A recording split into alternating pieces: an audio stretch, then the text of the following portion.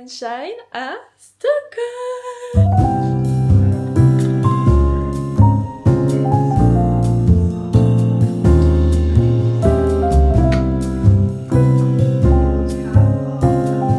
Officiellement ma dernière journée à Stockholm, c'est passé beaucoup trop vite. Vous savez, j'ai trop aimé cette ville et aussi mon appartement dans lequel je me sentais trop bien. Je vous mettrai le lien en barre d'infos si jamais il y a des personnes qui veulent venir à Stockholm. Justement, je dois quitter l'appartement dans quelques minutes, donc j'ai fait mes valises. Mais MDR, je sais pas comment je vais prendre le train ce soir parce que ce soir je prends le train pour aller à Copenhague. Regardez la catastrophe. J'ai cet énorme sac de tout ce que j'ai acheté. C'est catastrophique, je sais pas comment je vais faire dans le train. Donc comme vous le savez, je fais une vidéo par jour du lundi au vendredi pendant tout le mois de janvier. C'est notre dernière vidéo à Stockholm, mais c'est pas notre dernier vlog puisque ensuite on va à Copenhague.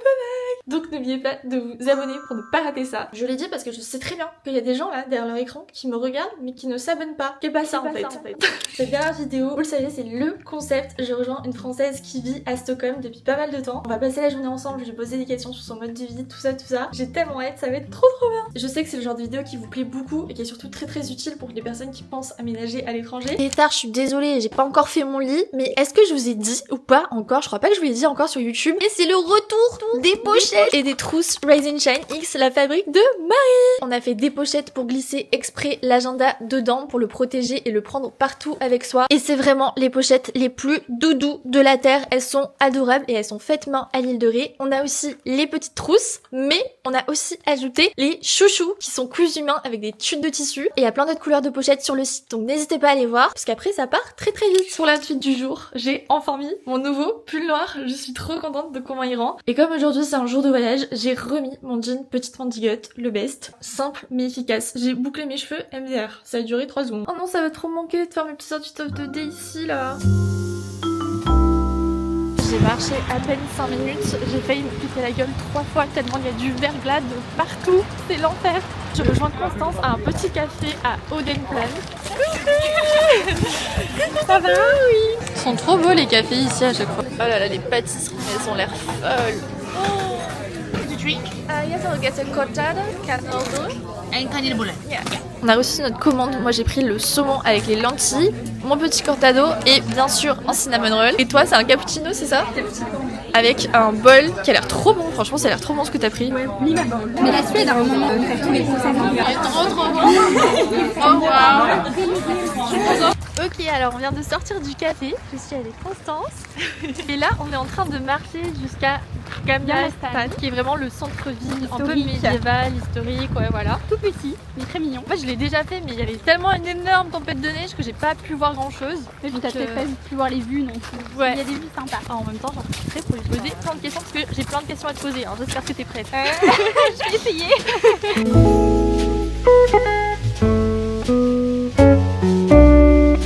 On repasse devant le Palais Royal. C'est trop mignon. Et là, l'île principale avec la mairie. Trop joli. Ah mais c'est trop bien. J'adore les petits parasols, ils dénotent vraiment avec le mood hiver là. L'été, du coup, ils mettent des espèces de petites piscines, enfin de petits carrés de piscine. Ah bon? Ouais, parce que enfin là, tu peux complètement te baigner, quoi. On a du mal à s'imaginer là avec la neige. Regardez le petit spot dans lequel on vient de se poser, c'est trop joli. Tu nous as trouvé un spot de qualité pour répondre aux premières questions. Qu'est-ce qui t'a donné envie de venir vivre ici et depuis combien de temps t'habites ici? Alors, j'habite ici depuis à peu près 1 an et à la base, je suis venue parce que mon mari a trouvé un doctorat ici. On avait tous les deux envie de pas trop travailler en France. T'habitais à Paris de base? J'habitais à Paris à la base, oui. Et donc, on voulait se faire nos petites expériences à l'international et puis effectivement, bah, c'est un peu le moment quoi quand on est jeune. Pays nordique, nous, c'est vrai que ça nous a toujours quand même pas mal attiré d'un point de vue nature, équilibre vie pro, vie perso, mentalité en général. Ok. On avait déjà visité la Norvège il y a quelques années et on avait beaucoup adoré, aimé. Okay. Du coup, à Stockholm, ça fait à peu près 1 an. Oui, parce que du coup, au niveau de ton métier, tu travailles à Copenhague, mais tu vis à Stockholm. Exactement. Ce qui est assez fou.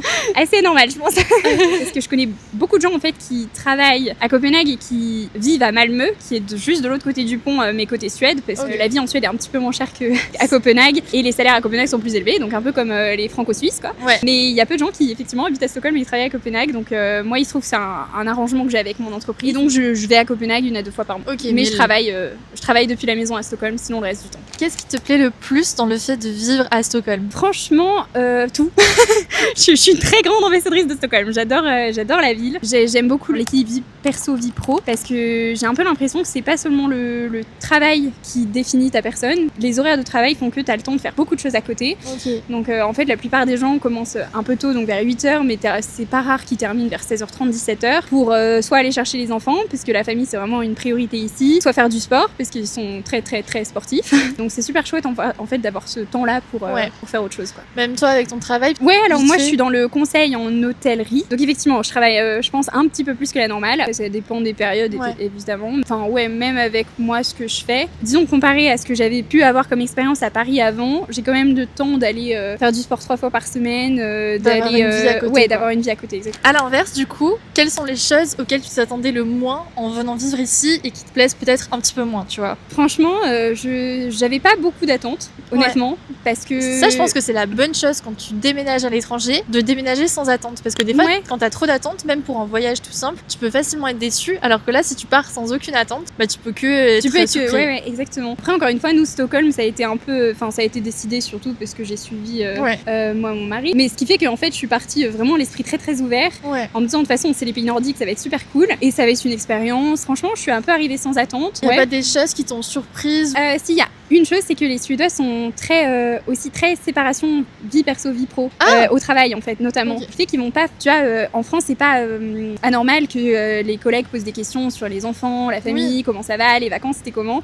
Alors que ici, beaucoup moins. Ah ouais. Ici, il y a vraiment un peu une barrière. Ce qui est au travail, c'est le travail. Ce qui est hors du travail, c'est hors du travail, quoi. Okay. Donc ça, c'est un peu différent de la France à ce niveau-là. Et est-ce que pour toi, ça a été une barrière le fait de pas parler suédois en venant vivre ici? Alors non, parce que effectivement tout le monde parle hyper bien anglais. Donc globalement au quotidien t'as pas du tout besoin de parler suédois. Par contre pour trouver du travail j'ai quand même l'impression que c'est un vrai plus, parce que soit t'as des boîtes qui sont internationales, mais si elles ont une filière ici en Suède, c'est qu'elles couvrent le marché nordique, et donc elles demandent en général de savoir parler au moins une des langues nordiques. Parfois aussi pour la vie au travail, quoi. Les gens malgré tout parlent suédois entre eux, ce qui est normal. Voilà, après moi j'avoue que mon travail il est tout en anglais, et je pense qu'il y a beaucoup de boîtes où les rendus sont complètement en anglais. C'est plus au quotidien, je pense, où ça peut... Même moi, là, les quelques jours que j'ai passés ici, j'ai eu aucun souci à parler qu'en anglais. Ils te parlent en anglais directement. Des fois, en magasin, ils vont te parler en suédois. Ils captent que tu captes pas, et du coup, ils switchent directement en anglais, exactement. Mais sans aucun problème. Et puis un des trucs qui est surprenant, c'est aussi que même toi, donc moi, j'essaye d'apprendre le suédois quand même, quitte à y vivre. J'essaye de l'apprendre. C'est très bien, c'est très important. En fait, ce qui est un peu frustrant parfois, c'est que t'essayes de leur parler en suédois, mais ils voient que t'es pas natif, donc et du coup ils switchent directement à l'anglais pour te mettre plus à l'aise, et toi t'es là, mais je veux m'entraîner. Est-ce que tu peux nous dire d'ailleurs quelques petits mots en suédois? En plus tu me disais que du coup t'avais des cours de langue à côté, exactement, en suédois, et qui étaient totalement gratuits et mis en place par l'État. Exactement, donc l'État en fait met en place des cours pour aider, faciliter l'intégration des expats, immigrants, etc., ce qui est très chouette. Et donc c'est complètement gratuit, il y a plusieurs endroits dans Stockholm où c'est faisable, avec différents niveaux. Tu passes des tests nationaux en fait pour passer d'un niveau à l'autre, qui atteste de ton niveau. Donc moi j'ai ça 2 fois par semaine, 3 heures. C'est génial. Le mardi, le jeudi. Donc franchement depuis le mois de mai, je crois que j'ai commencé. Bah forcément tu progresses plus vite qu'avec Duolingo, quoi. Bah tu m'étonnes. T'as des petits mots comme ça que tu peux nous dire en suédois? Alors je peux me présenter. Vas-y. J'adore. Hej, jag heter Constance. Jag är 25 år gammalt. Jag bor i Stockholm, som är Sveriges huvudstaden. Voilà. Incroyable. Ça veut dire je m'appelle Constance, j'ai 25 ans. J'habite à Stockholm, qui est la capitale de la Suède. J'aime bien les sonorités de cette langue. C'est très différent parce qu'il y a beaucoup de lettres qu'on prononce pas du tout de la même manière. C'est un truc à prendre, quoi. Ouais. Et du coup, comment tu décrirais ton mode de vie ici depuis que tu vis à Stockholm? C'est quoi un peu ton quotidien ici? Alors globalement, je me réveille vers 7h, je dirais. Je commence à travailler moi vers 9h. Globalement, les Suédois et les Nordiques en général, j'ai l'impression, font très très peu de pauses, donc ce qui fait que tes journées sont très productives. Et puis après, dépendant du jour, soit je vais en suédois, soit je vais au sport. Et d'ailleurs, tu me disais que tu trouvais que niveau travail ici, ils étaient beaucoup plus efficaces qu'en France. C'est mon ressenti, mais Oui. c'est vrai qu'en France, j'ai l'impression que les pauses café et papote avec les collègues prennent une grande place dans ta journée, ce qui fait que t'es facilement coupé dans tes tâches, et donc je pense que ça en tout cas pour moi, mon expérience, ça coupe un peu la productivité. Ok. Alors que ici, même la pause déj, c'est 15 minutes, 20 minutes grand maximum. Ah oui, d'accord. C'est rapide. ouais, c'est rapide. C'est à l'anglophone en fait. Exactement. Ok. Et encore une fois, je pense que c'est lié aussi au fait que tes collègues sont pas nécessairement tes amis. Ouais. Tu peux bien t'entendre avec eux, mais Oui. ça reste des collègues professionnels, Ok. travail. Donc, tu vas pas parler vacances, famille et tout ça. Et comment tu le vis, le fait qu'il fasse nuit très très tôt l'hiver? Comment ça se passe? En fait, on s'habitue, c'est un rythme à prendre. Donc il y a un truc à savoir, c'est quand même que les Nordiques se complémentent en vitamine D tout l'hiver pour le moral. Sinon, c'est un rythme à prendre en fait. Il y a un peu une saison l'hiver et une saison l'été ici. Ok. Et l'hiver, les gens sortent quand même, honnêtement, la vie s'arrête pas, mais vont moins sortir tard le soir, ils vont plus être chez eux, faire des activités à la maison, Ok. cuisiner peut-être plus chez eux, etc. Donc c'est un peu plus cocooning. Ouais. Alors Ok. que l'été, au contraire, c'est plus la plage tard le soir, les barbecues, les pique-niques. L'été, il fait jour jusqu'à quelle heure du coup à Stockholm? Facilement 23h30 minuit, je pense, sur les plus longues Ah journées. waouh! Ouais, sur les plus longues journées. Ah oui! Donc, Je m'attendais plus à un 22-30, tu vois. non, franchement, Ah oui. c'est... Ah, ça doit être hyper perturbant. Il se lève Ouais. à 5h, genre? Alors, le plus court du plus court qu'on a, je pense, c'est 23h30 minuit et ça doit se lever à 3h30. Ça, c'est le plus court du plus court qu'on a. Ah oui! Donc, c'est pas beaucoup de jours, c'est vraiment autour du solstice, Ouais. mais le plus court, ouais, c'est à peu près ça. Impressionnant. Voilà. Ça doit être tellement perturbant. C'est un autre rythme. Ouais. Trop bien. Et ben, je propose qu'on aille chez toi Parfait. pour voir ton appartement, combien tu payes de loyer, tout ça. Allons-y. On est en train de prendre le métro pour aller chez Constance. Est-ce que tu peux nous dire au niveau du coût des transports ici, comment ça se passe? Un ticket, ça coûte 42 couronnes, donc je dirais que c'est équivalent à peut-être 3,50 €. Ah oui. Donc c'est un peu cher, mais Oui. t'en as pour 90 minutes et tu peux faire n'importe quel transport dans ces 90 minutes qui est Ok. couvert par le service. Là, ça s'appelle SL, mais c'est l'équivalent de RATP. Et dedans, donc t'as les métros, les bus, t'as aussi les bateaux, t'as certains bateaux. Trop bien. Et donc, dans les 90 minutes, tu fais vraiment ce que tu veux avec ça. Et puis sinon, moi, ce que je prends, c'est un forfait mois qui me coûte 1060 couronnes, je crois. Et donc, je pense qu'on est autour de 95 € par mois. Similaire à Paris, du coup. C'est peut-être un poil ou plus cher, mais Ouais. c'est assez similaire, ouais, effectivement. Ok, trop joli. Voilà. C'est quand même pas mal comme transport. La sortie de métro est vraiment dans la nature, dans les arbres. C'est trop agréable. Le petit chemin là, on sait pas si on va dans une cabane dans la forêt ou si on va chez toi. Par contre, il est bientôt 15h. Et comme vous pouvez constater, il commence à faire nuit. Je tiens à préciser qu'il fait particulièrement moche aussi. Donc, ça n'aide pas. Elle défend son territoire, vous avez vu. L'été, je veux bien vivre ici, mais l'hiver, je peux pas. C'est différent. Et juste à dire que par là, il y a souvent des petits bambis. Donc, vu que c'est plus calme, parce que c'est un quartier assez résidentiel, il y a souvent des bambis, des animaux, il y a beaucoup d'écureuils. C'est fou parce qu'on est quand même dans la capitale, quoi. Ouais. Oh non, elle est trop mignonne. Oh là là, qu'est-ce que t'es belle, toi! Mais c'est quoi tous ces poils? Toi, t'es en chat suédois. Hein. Ah, ça se voit. Hein. Ok, alors dis-moi où tu vis et combien tu payes pour combien de mètres carrés? Alors moi j'habite dans une municipalité qui s'appelle Bromma, qui est en fait frontalière à Stockholm, et en fait je suis dans un quartier qui est juste de l'autre côté du pont par rapport à Stockholm. Ouais. Donc ça me prend vraiment 10 minutes pour être en centre-ville, Bien. ce qui est très chouette. C'est un peu plus résidentiel et nature que le centre-ville de Stockholm.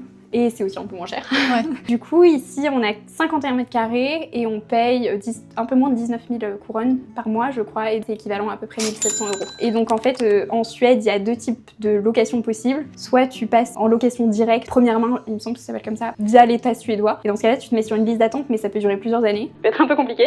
Et l'autre solution, c'est de passer par un particulier. Donc, il y a des plateformes, celle qu'on utilise, nous, ça s'appelle Casa. Et dans ce cas-là, c'est très très bien, mais les loyers sont un peu plus chers et un peu moins compétitifs. Mais, Ok, après niveau prix, je trouve que ça ressemble un peu Oui, à tout ce que oui. j'ai fait Oui, jusqu'ici. les Nordiques sont pas non plus connus pour être peu chers. On Donc, commence par quoi? Là, on est dans l'entrée. on est dans l'entrée, voilà. Donc là, il se trouve qu'on est en hiver, donc on a vraiment beaucoup de manteaux Oui. et beaucoup de manteaux volumineux. En général, les Suédois, ils enlèvent toujours leurs chaussures à l'entrée, pas salir, un peu la japonaise, quoi. Ouais, Donc ok. quand on arrive chez les gens, donc tout le Ouais, monde laisse les- directement les ouais, chaussures, exactement. ce qui est pas plus mal. Ouais. Ok. Voilà, donc petite entrée. Donc on continue par le salon. Donc on n'a pas beaucoup de déco parce que on déménage dans pas très très longtemps. On a un petit balcon aussi que je peux montrer. Et ça c'est un truc hyper sympa et puis la vue, moi je m'en lasse jamais. Et donc comme je disais, on a régulièrement des petits bambis qui se baladent juste en dessous et des écureuils. Trop agréable. Donc ça c'est vraiment très très chouette. On s'en lasse pas de cette vue-là. Ah ouais, c'est très sympa. On dirait pas du tout qu'on est en plein milieu de la capitale, quoi. Non, exactement. Donc là, vous avez le petit espace salle à manger. Salle à manger, salon, Petit coussin Ouais. M. exactement. Il y a des plaids dedans. Ah mais non, trop bien. Petit piano. Je joue pas régulièrement, mais j'ai commencé quand j'avais 5 ans, je crois. Voilà, donc ça c'est mon mari bricoleur. c'est son coin. Et après, donc encore une fois, vu que je travaille à la maison, là on est dans le coin bureau. Oh Et- waouh. Ouais. C'est vraiment très très bien agencé. T'es très Donc, bien installé là pour Ouais, travailler. franchement, je suis vraiment bien. Et t'es deux face à la écrans, fenêtre. C'est trop agréable de travailler face à la Ouais, fenêtre comme franchement, ça. Ouais. Ouais, c'est Trop Oui, chou. ça aussi, c'est un plaid. Et donc, cette pièce-là, quand on a de la visite, on a un lit qui est ici. Ouais. Du coup, on met Qu'on peut installer. Ouais, on bouge un peu l'organisation. Donc, on met le bureau dans le salon et puis on Ouais. l'installe Ok. en chambre d'amis. Si je peux me permettre, il manque un agenda Rise and Shine ici. Oui, hein. c'est vrai.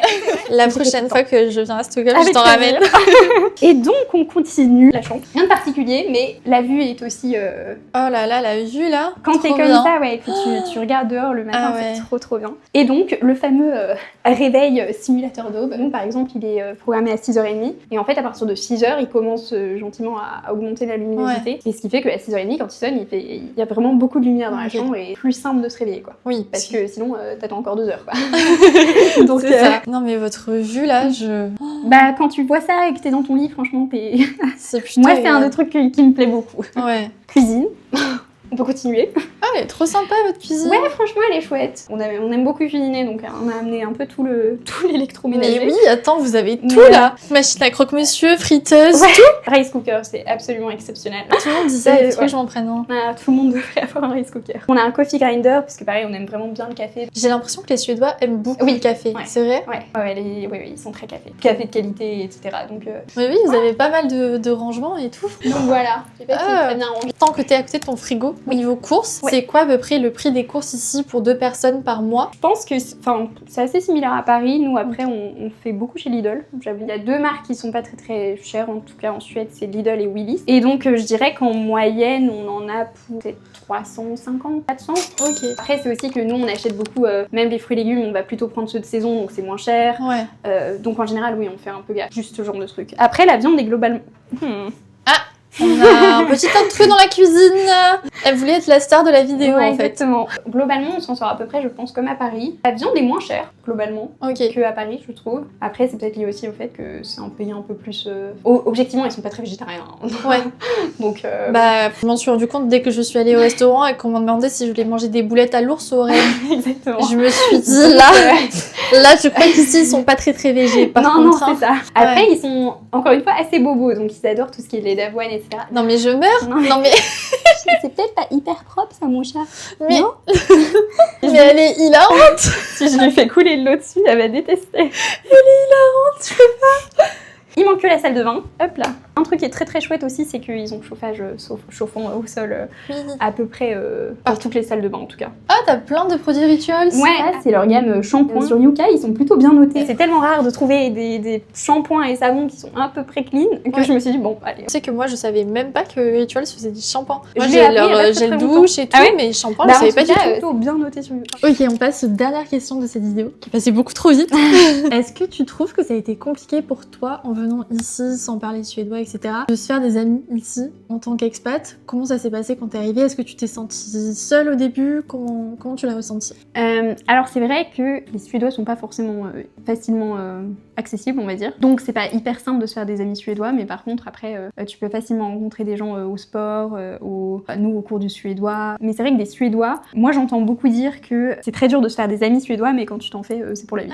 Ok, C'est un peu ce que j'entends donc. ok, waouh. Bon après moi je pense que je suis pas un super exemple parce que j'ai pas forcément besoin d'avoir 10 000 amis et j'ai mon cercle de copines mais qui sont plutôt d'ailleurs en Suisse, en France, etc. mais où on s'appelle régulièrement. On a beaucoup de copains qui viennent nous voir. On voit beaucoup de gens à l'escalade et en cours de suédois. Enfin en tout cas moi je l'ai pas trop mal vécu, mais je comprends que ça peut être un peu difficile au début pour des gens qui ont vraiment besoin de beaucoup d'activités sociales par contre. Mais ça c'est un truc, j'ai l'impression que c'est propre aux pays nordiques, c'est que les gens vont pas être facilement accessibles, ils vont pas s'ouvrir à toi directement, mais dès que tu arrives à passer cette barrière, là tu peux vraiment créer de vraies relations. Ouais, en tout cas c'est ce que j'entends. Et dernière question, est-ce que tu aurais un conseil à donner pour les personnes qui souhaitent venir vivre à Stockholm, en Suède de manière générale? Si tu avais un seul conseil à donner, ce serait lequel? Comme on disait tout à l'heure, pas forcément avoir d'attente et puis être prêt aussi à essayer des nouvelles choses. Donc nous pour le coup, parce que je disais, on s'est mis à l'escalade parce que tout le monde fait beaucoup de sport ici, il faut un peu trouver son truc quoi. Et donc faut vraiment essayer des nouvelles choses, trouver un peu ce qui te plaît et trouver ton rythme. Presque lâcher prise, j'ai envie de dire. Profiter un peu plus de la vie, du temps que t'as pour toi.